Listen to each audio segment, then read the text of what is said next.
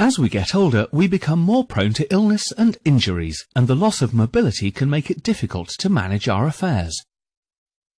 We are all living longer, but some of those later years are often in poor health, with the ever-present threat of the loss of capacity to consider.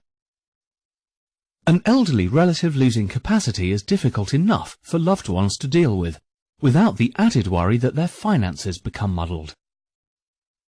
You might be forgiven for thinking that this doesn't apply to you, as you are nowhere near approaching your dotage, but you couldn't be more wrong.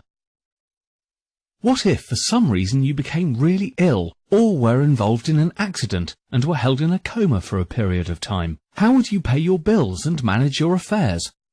The prospect of unpaid bills can cause unnecessary stress and anxiety, and delay someone's recovery.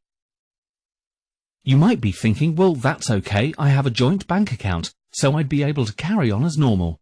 Wrong. The banks deal with joint accounts very differently. When a joint account holder loses capacity, the account is closed for all transactions other than for emergencies, until a deputy has been appointed by the Court of Protection. This can be a long and costly process, often taking longer than 9 months, with no bills being paid. What if you had a business? Who would make decisions on your behalf? What happens to any property or other assets you hold jointly with someone and one of you later loses capacity? What if you are in your retirement and have taken out an equity release on your property and wish to make a further drawdown of cash after your partner or spouse has lost the capability to sign?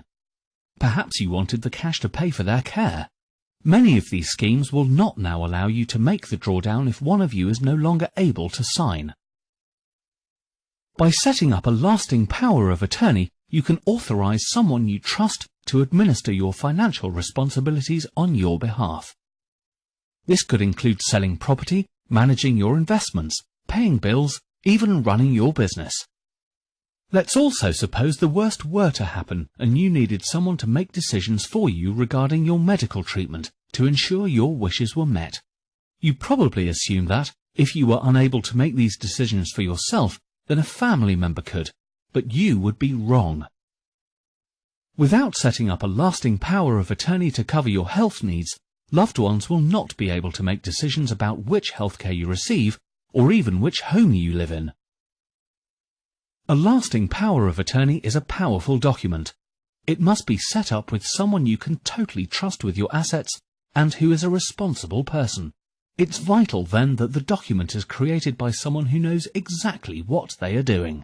By establishing a property and finance and a health and welfare power of attorney in advance means that you choose who makes those vital decisions for you, rather than some faceless authority.